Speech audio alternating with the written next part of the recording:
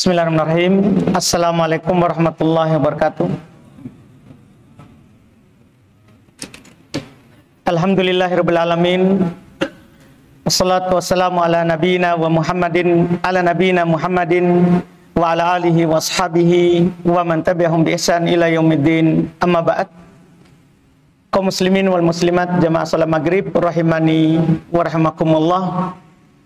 Alhamdulillah, kembali pada malam hari ini kita di pelajaran tafsir, yaitu tafsir surah Al-Baqarah.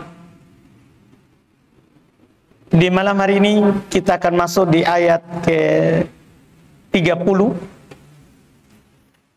Dan jika dimudahkan, karena ayatnya ini sebenarnya bersambung, 30, 31, 32 hingga 33 itu potongan pertama dari kisah awal Adam diciptakan. Karena dimulai dari ayat 30 ini sampai di beberapa ayat setelahnya itu menceritakan Adam dari awal keinginan Allah Subhanahu wa taala menciptakannya, kemudian dia di surga, kemudian dia turun ke bumi. Tapi memang awalnya Allah menciptakan Adam sebagai penghuni bumi. Jadi dari sini nanti kita pahami ketika Nabi Musa menyalahkan Adam gara-gara dia memakan pohon yang terlarang, akhirnya keluar dari surga dan hidup di muka bumi ini. Nabi Musa menyalahkan Adam di dalam hadits. Karena kamu makan pohon itu, kita ke bumi. Kalau tidak, kita tidak akan susah-susah hidup di bumi ini.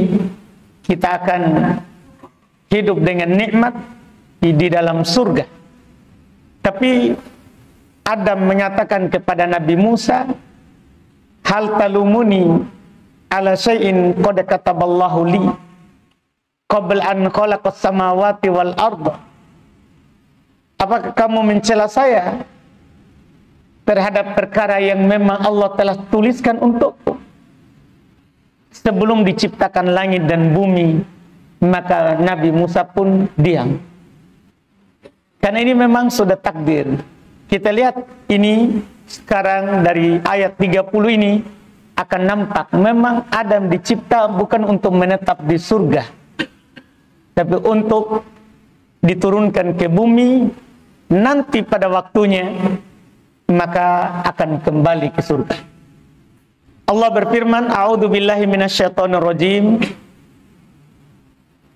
Wa id qala rabbuka lil malaikati inni ja'ilun fil ardi khalifah. Ini awal. Qalu ataj'alu fiha may yufsidu fiha wa yasfikud dima'a wa nahnu nusabbihu bihamdika wa nuqaddisu lak. Qala inni a'lamu ma la ta'lamun. Wa'id, dan ingatlah ketika. Karena kalau ada kata id, itu ada fiil, ada kata kerja yang dihilangkan. Ada satu kata di sini dihilangkan sebelumnya. Kata itu adalah uzkur. Makanya dalam terjemahan selalu kita nampakkan. Dan ini terbiasa dalam bahasa Arab, dihilangkan sebagian kata karena sudah jelas. Wa'id. Nah, sebelum kita terjemahkan id, datangkan dulu kata yang hilang. Uzkur, ingatlah.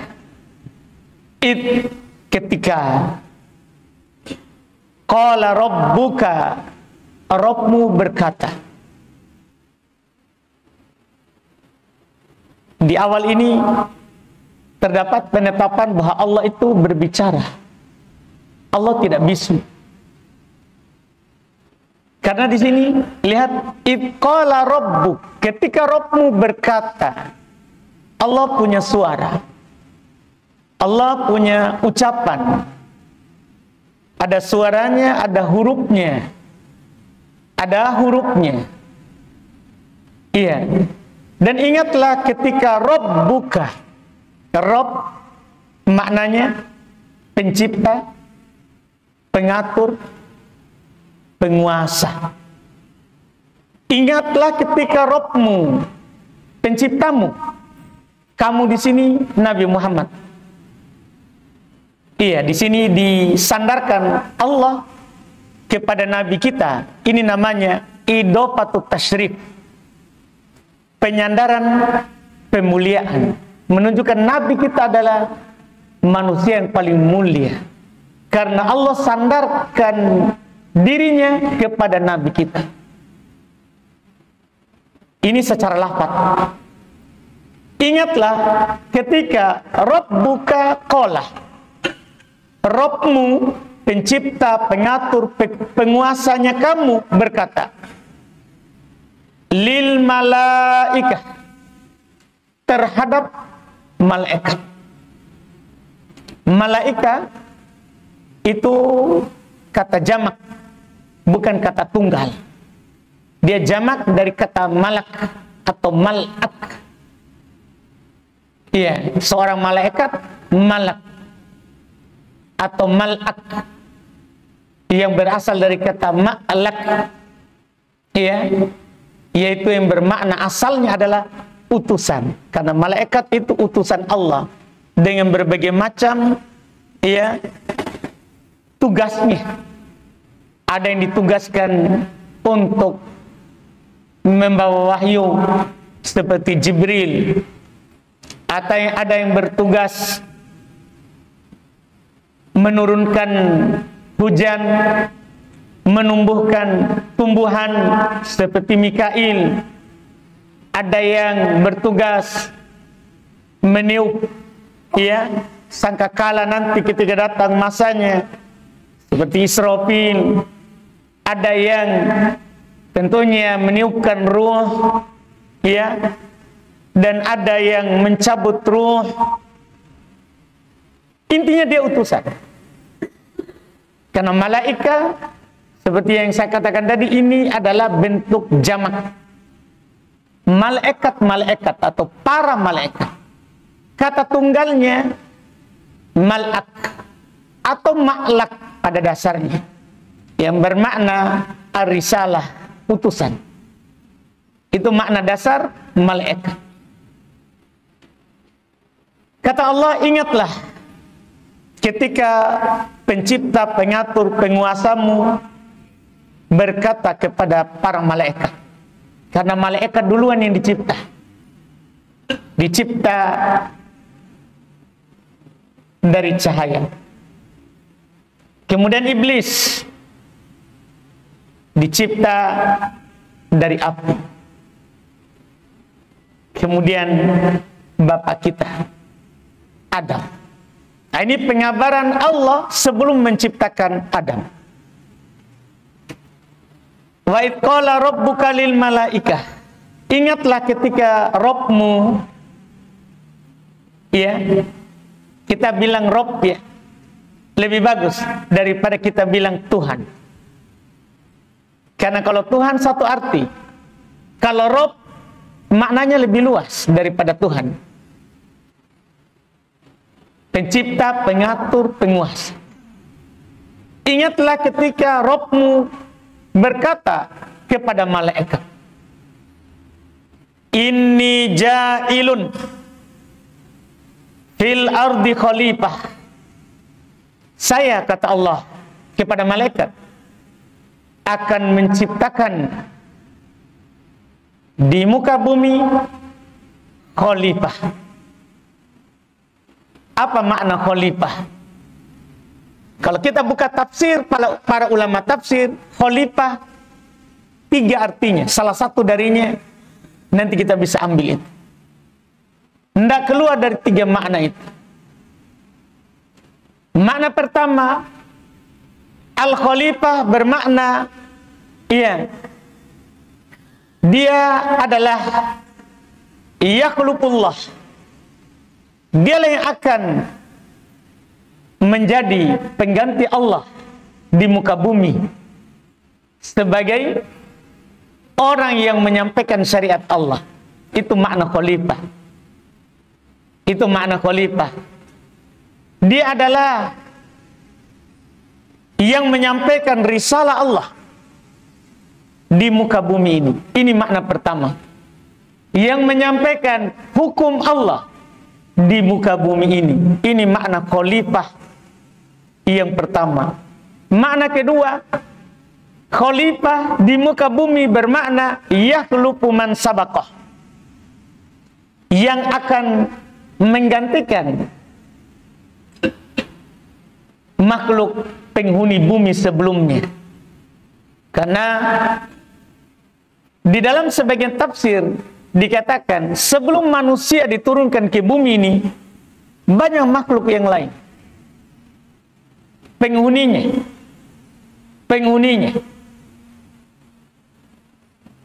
Turun Adam ke bumi ini, dia menggantikan sebelum. Iya. Dan ini kelihatan dari ucapan malaikat sebentar.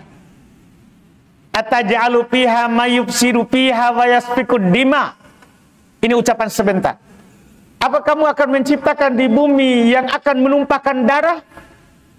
Ini menunjukkan bahwa sebelumnya ada makhluk yang saling menumpahkan darah di bumi. Kan malaikat tidak tahu yang akan datang. Yang dia bilang itu adalah yang telah terjadi di bumi.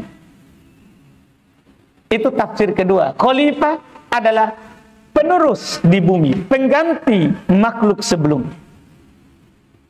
Makna kedua. Makna ketiga, khalifah dia bermakna yakhluqu ba'duhum ba'dha.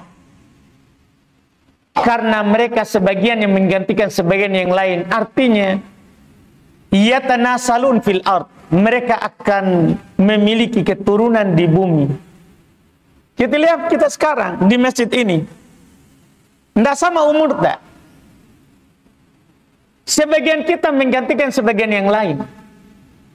Di antara kita ada yang orang tuanya sudah meninggal, dia penggantinya.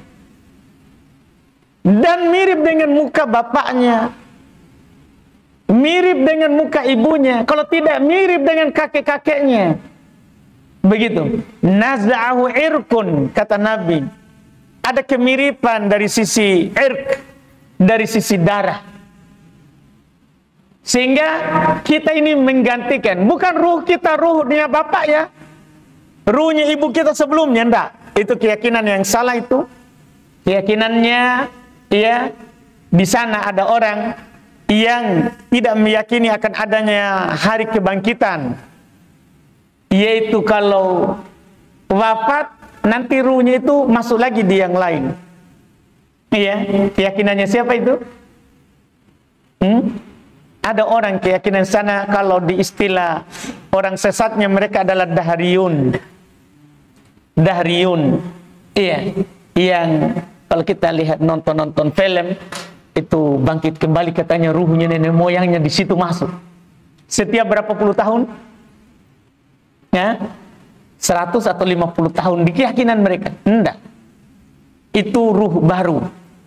Cuman Allah jadikan itu sebagai khalifah, yaitu yang saling berketurunan dan saling menggantikan. Mukanya mirip-mirip. Mukanya mirip-mirip. Seperti kita ini orang Indo. Indonesia ini berbagai macam daerahnya, beda warna kulit, beda ya muka, beda. Itulah khalifah yang saling menggantikan antara satu dengan yang lain. Ini 3 makna khalifah, dan semua makna ini dikatakan oleh Asy-Syaikh Ibnu Utsaimin, kullu hadza muhtamil. Semua ini mungkin diarahkan makna ayat ini. Khalifah bisa bermakna kita ini khalifahnya Allah, yang akan menyampaikan syariat Allah di muka bumi ini, dan yang akan menegakkan hukum Allah di muka bumi ini. Jadi kita khalifahnya Allah. Iya, Kita khalifahnya Allah. Karena dan kalau kita juga buka kamus bahasa Indonesia, ternyata memang maknanya seperti itu. Iya, kalau kita buka kamus besar di kamus kita, mereka karena khalifah ini kata baku bahasa Arab yang diserap ke Indonesia. Khalifah. Dia bermakna wakil. Nah, itulah khalifah makna pertama. Ketika kita bilang ini manusia adalah khalifah, khalifahnya Allah, wakilnya Allah di muka bumi. Bermakna wakil. Iya. Dicontohkan di kamus kita, Nabi Muhammad khalifahnya Allah untuk menyampaikan wahyu. Iya. Khalifah juga di sini di kamus kita, kamus besar Indonesia yang melaksanakan syariat Islam. Itu makna khalifah. Berarti makna yang pertama. Makna yang pertama. Iya. Juga khalifah dia bisa bermakna di dalam kamus kita adalah ia manusia yang diciptakan oleh Allah sebagai khalifah di muka bumi. Ia akan berketurunan di muka bumi ini dari Adam sampai kita sekarang. Ini kalau kita buka di kamusnya kita sudah sesuai dengan makna yang ditafsirkan oleh para ulama kita. Jadi kata Allah, inni ja'ilun fil ardi khalifah. Saya kata Allah kepada malaikat akan menciptakan di muka bumi khalifah yang akan beranak pinang, bisa, yang akan menegakkan syariat Allah, bisa, yang akan menggantikan makhluk sebelumnya, semua bisa. Maknanya itu. Iya. Inni ja'ilun fil ardi khalifah. Saya kata Allah akan menciptakan di bumi ini fi hati-hati kalau kita buka kamus fi di dalam. Maknanya, terjemahannya. Tapi fi bisa bermakna di atas. Jadi dan di sini maknanya di atas. Karena kita tidak diciptakan oleh Allah di dalam perut bumi. Bukan. Kita diciptakan akan berada di atas muka bumi. Jadi fi di sini maknanya alal ard. Iya, ini tinggal kita hati-hati saja nanti terjemahan. Karena beda arti kamus, beda arti di dalam makna. Kamus kita maksudnya. Karena kamus kita agak sempit dalam mengartikan sebagian kata. Iya, kamus yang tersebar Arab Indo, maksud saya. Arab Indo. Padahal kalau dalam bahasa Arab, satu kata memiliki beberapa arti. Seperti ini fi. Iya, itu biasa dipakai di Quran. Jadi di sini bermakna ala. Inni ja'ilun fil ardi khalifah. Saya kata Allah kepada malaikat akan menciptakan di atas permukaan bumi nanti khalifah. Penghuni yang akan menegakkan syariat Allah. Dan itu terbukti kalau kita melihat dari Adam dicipta dan diturunkan di bumi, itu selama 1000 tahun tidak ada penyembahan kecuali Allah. Dari Adam sampai 1000 tahun. 1000 tahun berikutnya baru muncul kaum Nuh yang mulai menyembah orang soleh. Maka diutus Nuh, kan begitu. Diutuslah Nuh. Jadi memang dijadikan khalifah. Apa sikapnya malaikat ketika Allah kabarkan kepada mereka seperti itu? Qalu, kata malaikat. Ini menunjukkan malaikat makhluk bisa berbicara dan punya akal. Punya akal. Dari mana kita tahu kalau malaikat punya akal? Allah ajak bicara. Kalau tidak punya akal, tidak mungkin bisa paham pembicaranya Allah. Jadi malaikat makhluk. Sengaja kami sebutkan ini kan di sana ada orang berkeyakinan itu malaikat bukan makhluk. Dia hanya bisikan baik, itu malaikat. Bisikan jahat, itulah iblis. Tidak ada iblis, tidak ada jin, tidak ada malaikat. Mereka, itu hanya bisikan. Kalau bisikan baik itulah malaikat, kalau bisikan buruk itulah jin, itulah iblis. Salah, itu tidak. Malaikat memang makhluk ada seperti kita, cuman beda sumber penciptaannya. Dia berakal, bisa memahami ucapan. Lihat ini, ketika Allah berkata kepadanya, qalu, mereka juga berkata, ataj'alu fiha may yufsidu fiha wa yasfikud dima. Apakah engkau, ya Allah, menciptakan di atas muka bumi itu orang yang akan berbuat kerusakan dan yang akan yasfikud dima, akan menumpahkan darah? Ini menunjukkan malaikat tidak suka orang yang berbuat kerusakan di muka bumi ini. Iya, tidak suka. Kerusakan di muka bumi ini tidak harus potong pohon, bukan itu yang dimaksud. Bahkan lebih luas daripada itu. Maksiat walaupun kita lakukan di rumah, namanya merusak bumi. Karena dengan sebab maksiat tertahan hujan, ya kita rusak bumi. Kan begitu. Bahkan seorang istri durhaka kepada suaminya, itu namanya juga merusak. Makanya ketika seorang istri, karena malaikat tidak suka orang berbuat kerusakan di muka bumi, kalau istri tidak menjawab ajakan suaminya, malaikat akan berkata, qatalakillah, semoga Allah membunuhmu. Oh, didoakan. Menakutkan ini. Kalau seandainya istri tahu ini, tidak akan menolak walaupun sakit keras. Iya. Ternyata malaikat berkata, qatalakillah, semoga Allah membunuhmu, membinasakanmu. Iya. Ini menunjukkan bahwa malaikat tidak suka berbuat kerusakan, maksiat di muka bumi. Makanya dia katakan kepada Allah, ataj'alu fiha. Ini kata para ulama berdasarkan yang dia tahu sebelumnya, penghuni bumi sebelumnya, begitu.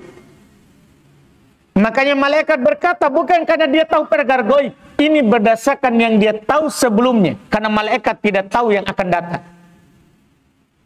Dan akan terlihat nanti kalau malaikat tidak tahu perkara gaib, ketika Allah Subhanahu wa taala nanti akan katakan kepada mereka, coba kabarkan kepada saya ini nama-nama ini, yang nanti kita akan dapat di ayat berikutnya. Jadi malaikat berkata, apakah engkau akan menciptakan di muka bumi orang yang akan berbuat kerusakan padanya dan yang akan menumpahkan darah? Wa nahnu nusabbihu bihamdik. Dan kami, itu para malaikat, selalu mensucikan dengan bertasbih kepada, memujimu. Iya. Dan di sini mendukung tadi makna. Kan Allah ciptakan khalifah di bumi untuk beribadah menegakkan hukum Allah di bumi. Maka malaikat berkata, mereka akan berbuat kerusakan. Mereka akan menumpahkan darah. Tapi yang tidak perlu diciptakan. Kami selalu memujimu, karena malaikat tidak pernah durhaka. La ya'sunallaha ma amarahu. Mereka tidak pernah durhaka kepada Allah terhadap apa yang Allah perintahkan kepada mereka. Makanya mereka bilang, wa nahnu nusabbihu bihamdik. Kami mensucikan engkau dengan memujimu. Wa nuqaddisu lak, dan mensucikanmu. Qala, jawaban Allah kepada mereka, inni a'lamu ma la ta'lamun. Saya, kata Allah, mengetahui apa yang kalian tidak tahu. Dan itu terbukti. Mereka bilang, kalau engkau ciptakan manusia di muka bumi, mereka akan berbuat kerusakan. Mereka akan menumpahkan darah. Ternyata tidak seperti itu. Bukankah di tengah manusia ada nabi? Kan tidak berbuat kerusakan. Bukankah di tengah manusia ada solihin, orang-orang soleh? Bukankah di tengah manusia ada namanya syuhada, orang-orang yang mati syahid? Bukankah di tengah manusia ada yang namanya siddiqun, orang-orang yang jujur? Berarti tidak semua seperti yang dikatakan oleh malaikat. Makanya Allah katakan, inni a'lamu ma la ta'lamun. Saya mengetahui apa yang kalian tidak tahu, kata Allah. Iya.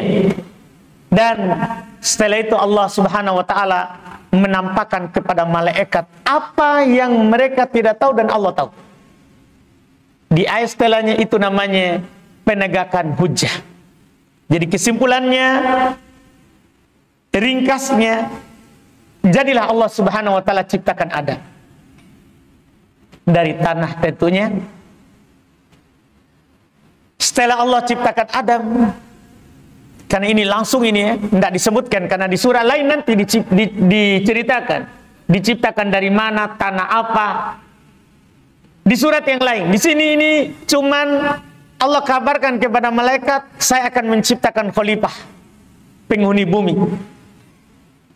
Setelah itu langsung proses Allah Subhanahu wa taala jadi menciptakannya. Karena tidak ada yang bisa menahan kehendaknya Allah. Tidak ada yang bisa menolak apa yang Allah inginkan. Bahkan keinginan kita makhluk itu dibawa keinginannya Allah. Wa ma tasyauna illa ayyasha Allah. Tidaklah kalian berkeinginan, berkehendak kecuali itu dibawa kehendaknya Allah. Semua kita ini punya mau, punya keinginan, tapi tidak mungkin terjadi jika Allah tidak inginkan. Sama malaikat. Malaikat menginginkan, tidak diciptakan lagi khalifah di bumi. Tapi Allah inginkan, pasti jadi. Tidak ada yang bisa menahan apa yang Allah inginkan. Jadi Allah ciptakan. Jadi Adam, diciptakanlah Adam. Maka keutamaan Adam dinyatakan di ayat 31. Wa 'allama Adamal asma'a kullaha.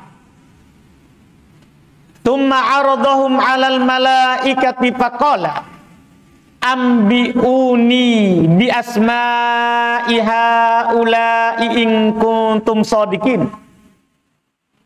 Maka Allah Subhanahu wa taala 'allama Adamal asma. 'Allama, Allah mengajarkan kepada Adam al-asma'a kullaha, nama segala sesuatu.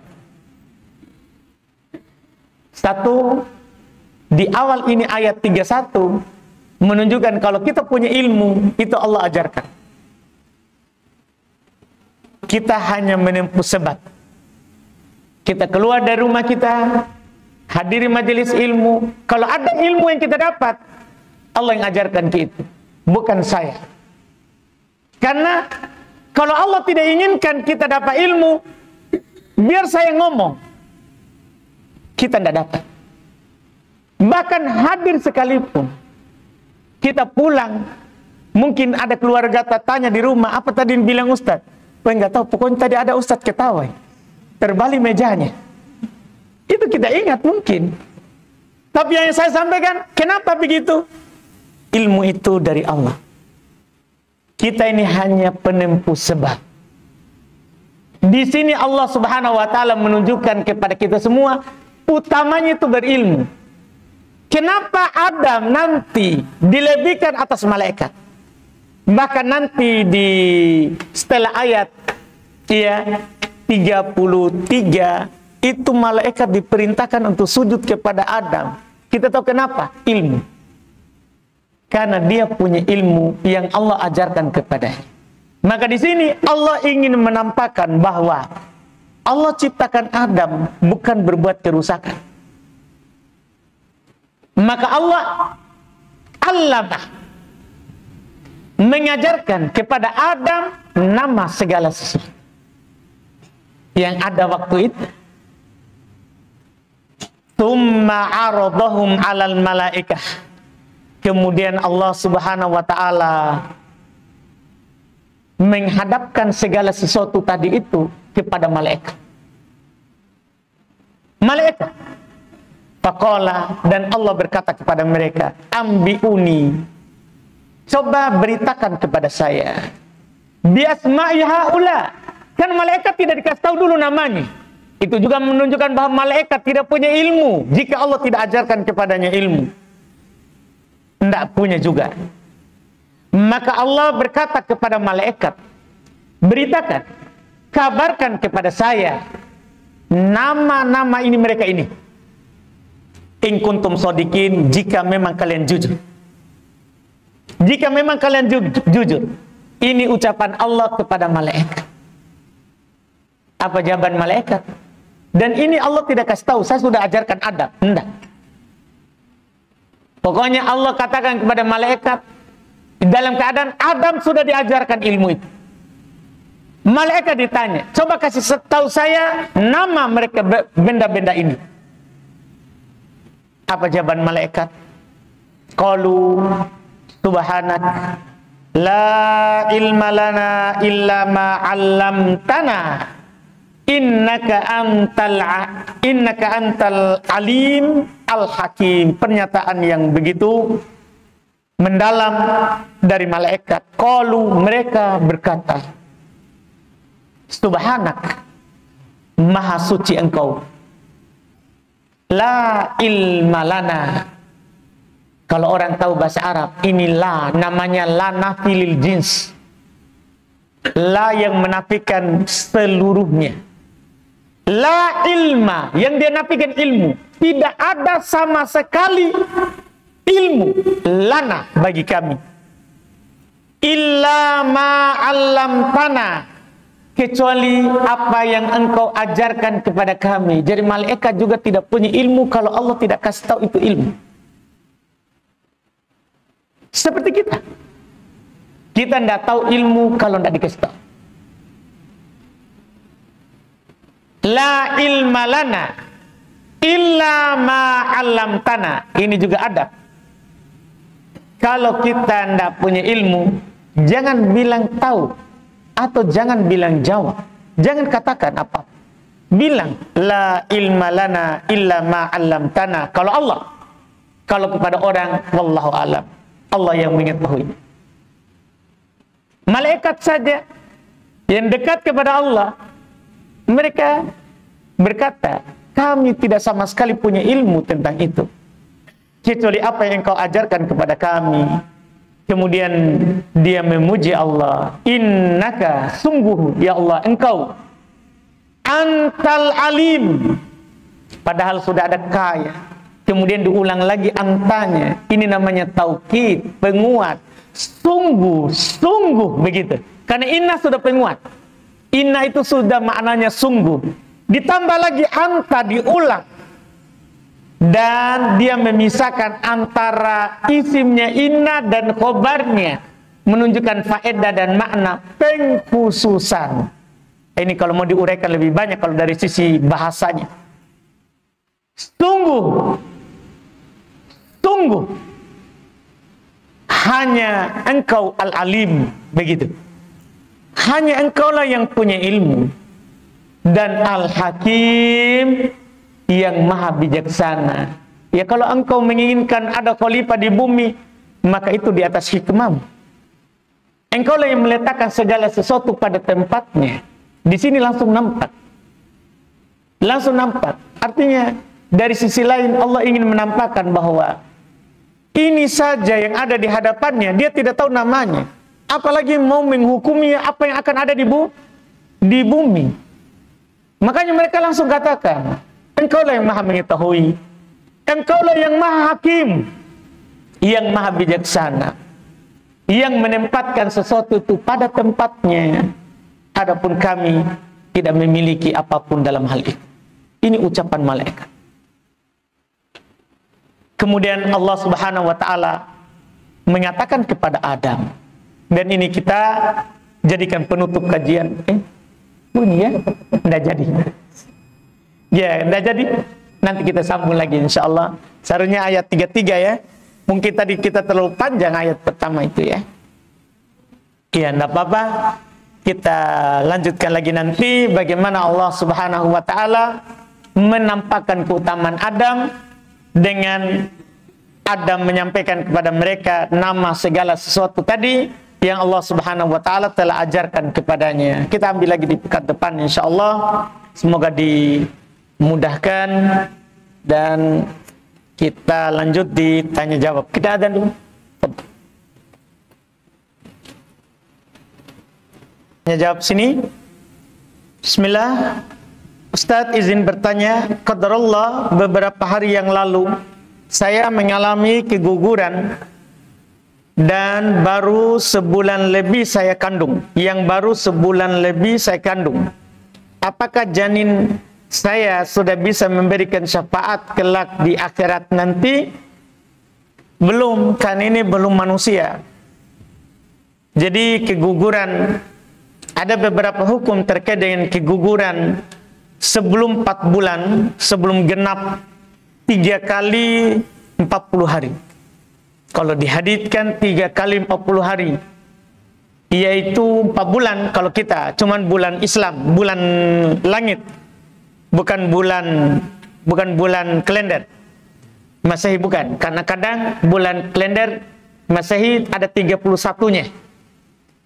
Yang dihitung di sini yang di dalam perhitungan usia kandungan yang nanti akan ditiup ruh adalah 3 kali 40 hari. 3 kali 40 hari.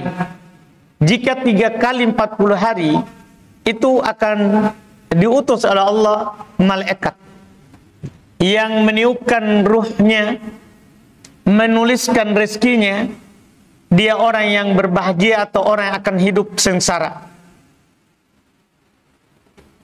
Di usia 3 kali 40 hari, yaitu 4 bulan. Disitulah setelahnya dikatakanlah janin itu manusia. Kalau keguguran, maka dia sudah manusia namanya. Adapun keguguran sebelum itu, sebelum usia 3 kali 40 hari, maka belum manusia. Belum berlaku hukum syafaat. Dan belum berlaku hukum nifas. Orang yang keguguran usia kandungan sebulan, atau 2 bulan, atau bahkan 3 bulan, itu dianggap darah rusak.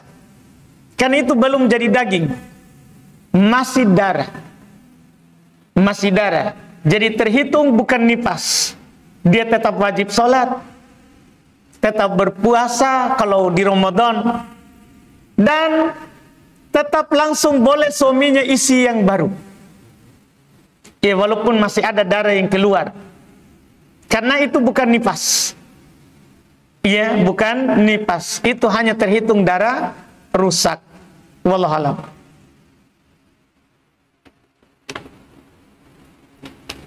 Ustaz, sini katanya apakah boleh mengikuti lomba bulu tangkis dalam kurung badminton yang mendapatkan hadiah? Bulu tangkis termasuk permainan yang mubah. Termasuk permainan yang mubah selama tidak mengantarkan kita kepada meninggalkan yang wajib.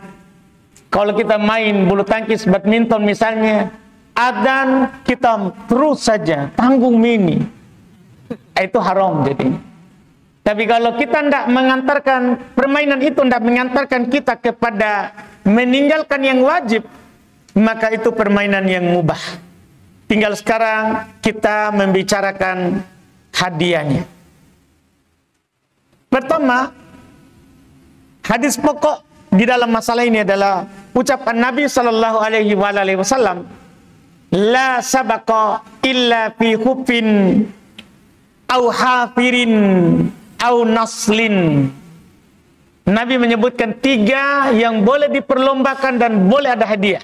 Bahkan walaupun yang berlomba, boleh dia saling berhadiah. Kata Nabi, tidak ada hadiah perlombaan. Tidak ada hadiah perlombaan yang dibolehkan kecuali pada perlombaan khuf, hewan yang bersepatu, lomba kuda, lomba unta, boleh ada hadiah. Bahkan yang bertarung sekalipun yang lagi berlomba ini boleh. Dia bilang, siapa yang juara saya ambil kudanya, siapa yang kalah saya ambil kudanya, tidak ada masalah. Tapi yang di tribun tidak boleh, Pak, kan dia tidak berlomba. Dia tidak berlomba. Ini yang berlomba maksudnya. Yang berlomba ini lomba kuda, lomba hewan yang bersepatu, boleh ada hadiah. Au hafirin, demikian pula lomba yang hafir. Hafir ini juga sama, hewan yang bersepatu juga. Makanya para ulama menyatakan khuf adalah onta, hafir adalah kuda. Ya, tidak ada perlombaan yang boleh ada hadiahnya kecuali pada onta dan atau kuda, au naslin atau lomba nasl, lomba memanah. Ya, bukan nasal yang pakai sin. Kalau pakai sin lomba buat anak, lomba cetak anak, bukan. Ini lomba nasl pakai sod, lomba memanah. Jadi kalau kita pergi memanah dan kita berlomba, tidak apa-apa, diizinkan dalam syariat, ada hadiahnya. Berangkat dari hadits ini, maka selain lomba ini mubah kalau tidak ada hadiah. Yang bisa diikutkan ketiga ini adalah yang dilihat sebabnya sama. Dibolehkan beronta, berkuda, memanah, karena ini adalah alat perang untuk meninggikan kalimat Allah. Kalau tadi lomba badminton meninggikan kalimat Allah, nanti bisa menangkis roket, tidak apa-apa, Ji. Kan begitu? Iya, kalau tidak, maka tidak boleh ada hadiah. Iya, tidak boleh ada hadiah dari yang berlomba. Kalau tadi biar dari yang berlomba boleh, apalagi dari pihak ketiga, sponsornya dibolehkan. Kalau selain tiga tadi itu, tidak boleh yang berlomba ini taruhan. Kalau lomba itu mubah, bagaimana kalau pihak ketiga, kalau ini diperselisihkan? Ada yang mengatakan boleh. Kalau lomba yang mubah boleh, kalau hadiahnya dari pihak ketiga, bukan dari yang belum berlomba. Dan ada juga ulama mengatakan tidak, karena yang dibolehkan ada hadiah hanya tadi. Ini mubah hanya main. Berlomba tanpa hadiah boleh. Adapun pakai hadiah tidak. Makanya yang lebih hati-hati adalah kita pilih memang tidak pakai hadiah. Walaupun dari pihak ketiga. Iya, walaupun dari pihak ketiga. Hati-hatinya begitu. Wallahu a'lam.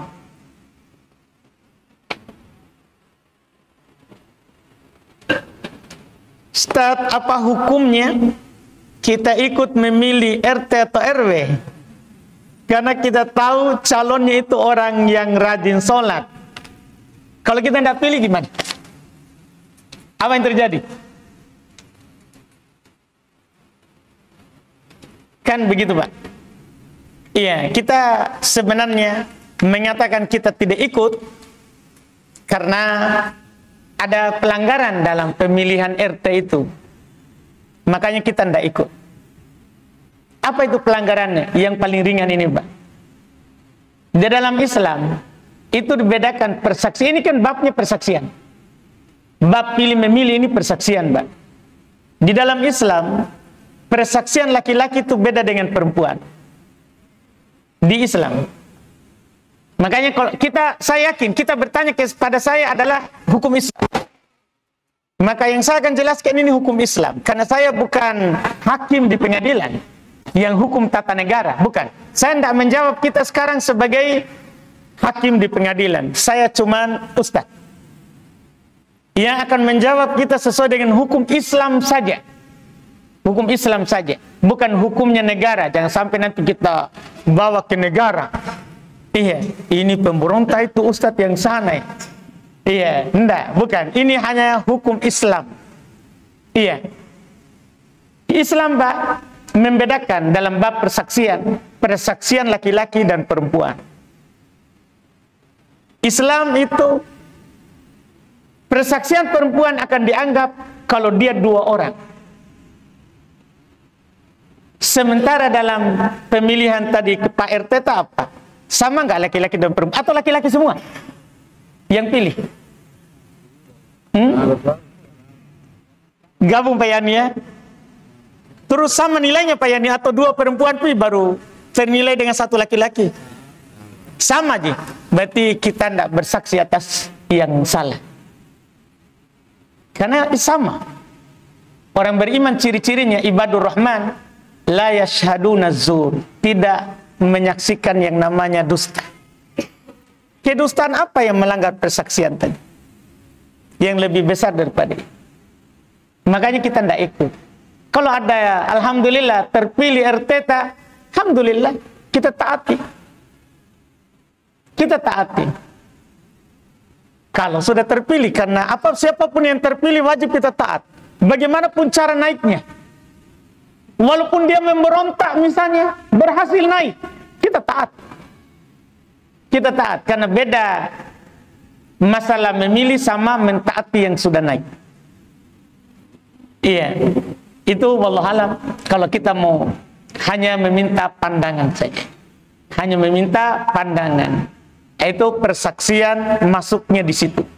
Babnya adalah bab persaksian. Wallahualam.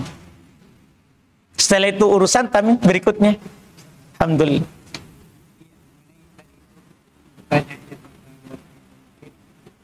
Ada kan biasanya kalau pertandingan yang mau masuk pertandingan ada bayarannya, pendaftaran. Kemudian ada pihak yang lain, bagaimana hukumnya kalau saya dibayarkan? Enggak Pak, ini bukan masalah kita masuk di pertandingan ada bayaran, bukan. Bisa saja itu adalah bayaran adalah untuk biaya pertandingan. Tidak ada masalah. Kalau ada lomba lari kita bayar biaya administrasi. Bukan itu yang kita bicarakan. Hadiahnya Pak. Mubah Pak. Itu pertandingan. Walaupun kita bayar lapangannya, bayar mejanya, bayar bolanya, tidak ada masalah. Yang kita bicarakan adalah hadiah dari pertandingan. Bukan masalah kita masuk lapangan bayar. Gimana macam itu Pak? Mau main di jalan raya depan? Kan begitu. Kan orang punya lapangan, kita masuk bayar. Bukan itu yang dibicarakan. Yang kita bicarakan sekarang adalah hadiah. Biaya administrasi, hal yang biasa. Yang wajar berjalan di tengah masyarakat itu tidak masalah. Yang kita bicarakan tadi, hadiahnya boleh atau tidak? Itu Pak. Alhamdulillah.